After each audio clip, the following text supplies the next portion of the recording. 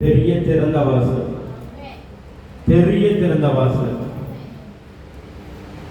இந்த வயசுல நிறைய காயங்கள், நிறைய புறக்கணிப்பு, நிறைய ஒதுக்குதல். ஆண்டவர் உங்களை சொல்றாரு, அப்பாவுடைய பிரசன்ஸ் உங்களை மூடுது. ஒரு காயம் கட்டுதல் நடக்குது, ஒரு காயம் கட்டுதல் நடக்குது. நிறைய ஏங்கிட்டு இருக்கீங்க சில காரியங்களுக்காக, நிறைய ஏக்கம். டாடிகாட அதெல்லாம் ஃபீல் பண்றாரு. ரொம்ப சீக்கிரத்துல உங்க ஹெல்த்ல ஒரு பெரிய மாற்றம் உண்டாகும். ஏன்னா நிறைய நைட்டு தூங்க முடியல, தூக்கம் வரல, நிறைய கவலை, நிறைய போராட்டம். டாடிகள் அதெல்லாம் ரிலீஸ் பண்றாரு, அதெல்லாம் விடுவிக்கிறாரு. மா ஷேட்டா ராலாமா சூரலானா. Thank you Jesus, thank you Lord, thank you Lord. ஆமாப்பா, ஆமாப்பா, அம்மா மீது உங்களுடைய அன்பின் கரம் இருப்பதற்காக நன்றி. அப்பா உங்களை ரொம்ப நேசிக்கிறாருமா. உங்க பிள்ளைங்க உங்களை விடலாம், வேற யாரு என்ன சொன்னாலும் சரி, அப்பா உங்களை ரொம்ப நேசிக்கிறாரு. அப்பா உங்களை ரொம்ப நேசிக்கிறாரு. அப்பா உங்களை ரொம்ப ரொம்ப நேசிக்கிறாரு. இந்த கூட்டம் ஆயத்தப்படுத்ததில்ல முக்கியமான நபர்களை நீங்களும் ஒருத்தங்க, முக்கியமான நபர்களை நீங்களும் ஒருத்தங்க. Thank you lord, thank you lord. Yes yes, அபிஷேகம் உங்களை நிரப்புது. இந்த அபிஷேகம் இரும்பு கால்பால்களை கொட்டைத்து அந்தகாரத்தில் இருக்கிற பொக்கிஷங்களையும் ஒரு பீடத்தில் இருக்கிற புதையல்களையும் உங்க காலின் கீழ் கொண்டு வந்து சேர்த்தோம்.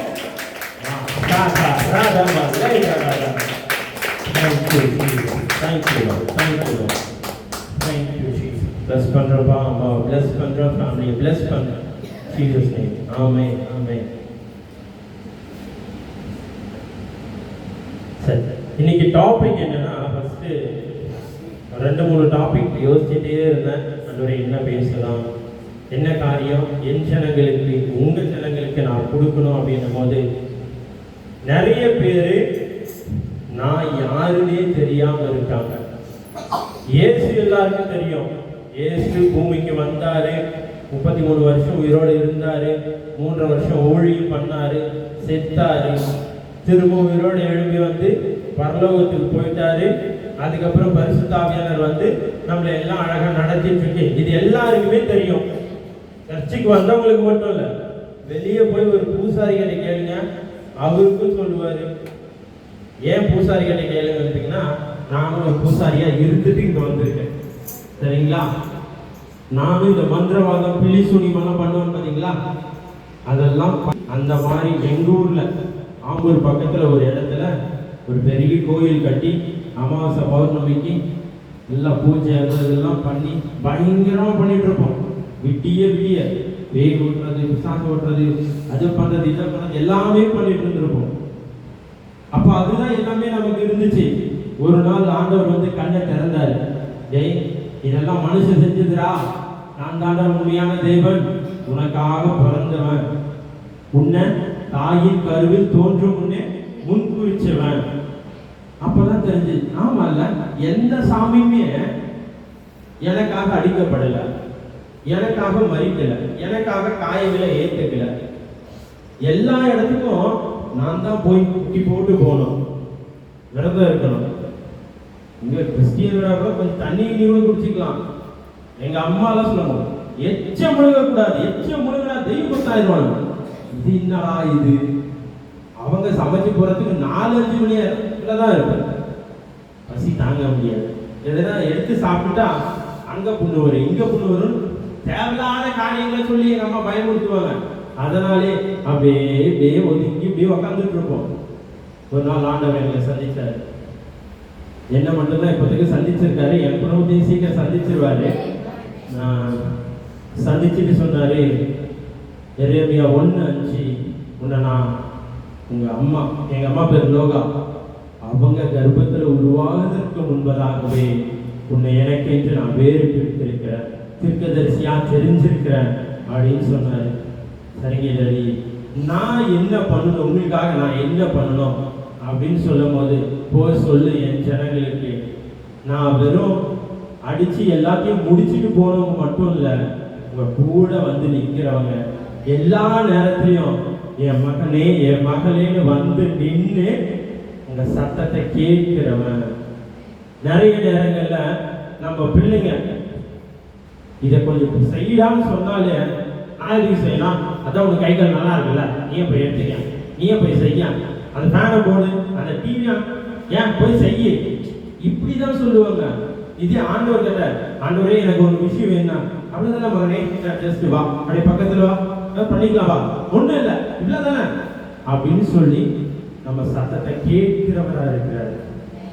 ஃபர்ஸ்ட் அவர் எப்படி இருக்கிறாரு, நம்ம சத்தத்தை கேட்கிறவராக இருக்கிறாரு. நிறைய நேரங்கள்ல நீங்க ரொம்ப நெருங்கி இருந்தவங்களும் இந்த சத்தத்தை அசட்டை பண்ணிட்டாங்க. அவங்களுக்கு நன்மையை தான் சொல்லியிருப்பீங்க. அப்போஸ்தலர் நடவடிக்கையில பவுலும் அவரோட கூட இருந்த நிறைய ஜனங்களும் ஒரு தீவுல போய் விழுறாங்க. ரொம்ப பாடுகள் கஷ்டங்கள் தாண்டி தான் அந்த தீவை போய் அடையிறாங்க. அந்த தீவை போய் அடைஞ்சப்போ எல்லாருக்குமே மழை, குளிர், எல்லாரும் விறகு போட்டு குளிர் காஞ்சிட்டு இருக்கும் போது பவுல் என்ன பண்றாரு, எல்லாருக்கும் விறகு எடுத்து போட்டு இது பண்ணிட்டு இருக்காரு. இது பண்ணிட்டு இருக்கும் போது சடனா ஒரு பாம்பு வந்து பவுலை கடிச்சிருது. எல்லாரும் நினைக்கிறாங்க, எவ்வளவு பெரிய பாம்பு, இவ்வளோ பிரச்சனையில வந்து திரும்ப இவனை பாம்பு கடிக்குது. நிறைய நேரத்தில் நம்ம லைஃப் அப்படிதான்.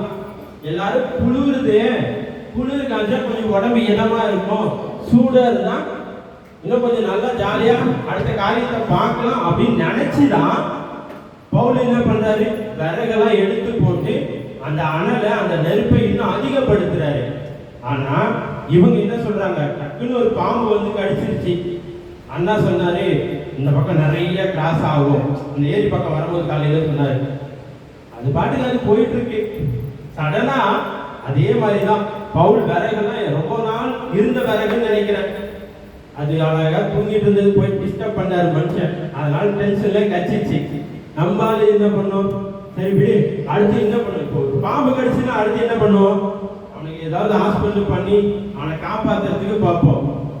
ஆனா நம்மளால என்ன பண்றாங்க, இவன் பாவி, இவன் பாவி, இவ்வளோ இஷ்யூ கடந்து வந்தும் அந்த பாவம், அந்த காரியம் பின்தொடர்ந்து வந்துட்டே இருக்கு பாருன்றாங்க. உடனே பவுல் யோசிச்சிருப்பாரு, நீங்க நல்லா இருக்கணும்னு தானே நான் விறகு எடுத்து போட்டேன்.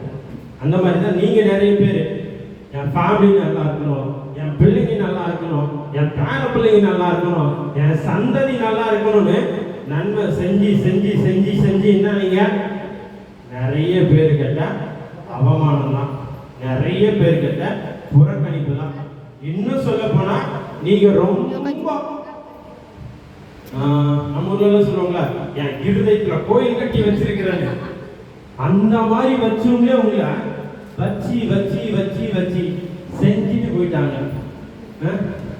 அப்போ பவுல போல உடனே பவுல பார்த்து திரும்ப சொல்றாங்க, இவன் கொஞ்ச நேரத்துல முடிஞ்சிருக்காத முடிஞ்சிருக்காதன்னு பார்த்துட்டு இருக்கும் போதுதான் ஒண்ணுமே தூக்கி போட்டுட்டு நன்றி அக்கா உதறி போட்டுட்டு அவர் பாட்டுக்கு அடுத்த வேலையை பார்த்துட்டு போயிட்டே இருக்காரு. உடனே ஜனங்க சொல்றாங்க, இவன் தேவன்பா, இவன் கடவுள்பா, இவன் சாமிப்பா, பாம்பு கடிச்சு கூட ஒன்னாகல பாத்தீங்களா அப்படின்னு.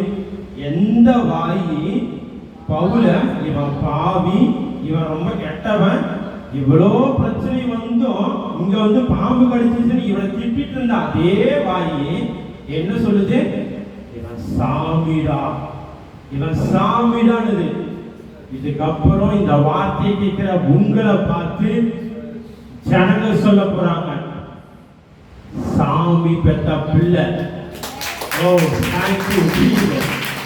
இந்த பிள்ளைக்கு தான் உண்மையான சாமி. இந்த சாமியை கொஞ்சம் எனக்கும் சொல்லுங்கள். இந்த கதவை கேட்டு ஜனங்க ஓடி ஓடி ஓடி கைது வருவாங்க.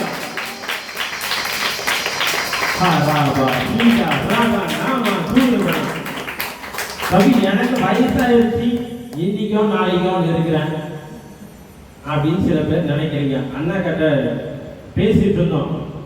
பழம் சாப்பிட்டாருல ஆதாம், அவரே 900 வருஷம் உயிரோடு இருந்தாராம். எவ்வளவு வருஷம்? 900 வருஷத்துக்கு மேல. அப்புறம் அவருக்குள்ள இருந்த எல்லா உறுப்பு வேலை செஞ்சிருக்கோம்ல. இன்னைக்கு நமக்கு ஒரு 50-40 வேலை. ஐயோ உயிரப்பா, இந்த பாஸ்டர் வேற மேல தூக்கி சர்ச்சை வச்சிருக்காரு, கீழே இருக்கும் போதே நல்லா இருந்துச்சு, படிக்கட்டு யார் ஏறி வர்றது அப்படின்னு பாஸ்டர் பிடிச்சி திட்டிட்டு இருக்கிறது. ஆண்டவர், அதே ஆண்டவர் சொல்றாரு, நீ வயதாக வயதாக உன்னை அப்படியே மாத்துறாரா. எப்படி மாத்துறாரா தெரியுங்களா? கழுகை போல சட்டைகளை அடித்து எழுதுவ மாந்தாம் இருக்கிறதுக்கு ஒத்த பேர கொடுப்பேன். உன் தாய மாந்தாள்களை போல மாத்துவேன். நாளைக்கே நம்ம சர்ச்சு மெயின் ரோட்ல ஒரு 4வது ஃப்ளோர்ல கட்டினாலும் 4 ஃப்ளோர் இருந்தாலும் எனக்கு லிஸ்ட் வேணாம், நாங்கள் நடந்து வரோம். ஏன்னா எங்க கால் மாந்தாள்களை போல மாறி இருக்கு. என்னை பார்த்தா என்ன வயசான மாதிரி இருக்கா? பாஸ்டர் சொல்லணும், என்னை பார்த்தா உங்களுக்கு வயசான மாதிரி இருக்கு.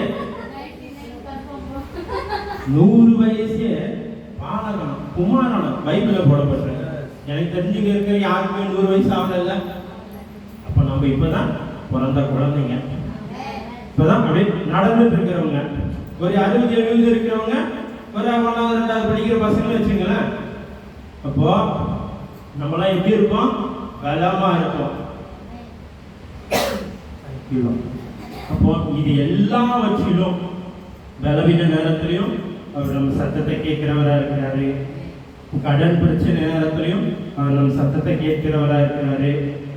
யாரு மற்றவங்க என்ன சொன்னாலும் நீங்க பாட்டுக்கு அவர் வார்த்தையில ஓடிட்டு இருக்கும் போதும், அவர் காரியத்தை செஞ்சுட்டு இருக்கும் போதும் உங்க சத்தத்தை அவர் கேட்கிறவரா இருக்கிறார். நாமே அடுத்தது, நிச்சயமாக முடிவு உண்டு, உன் நம்பிக்கை வீண் போகாது.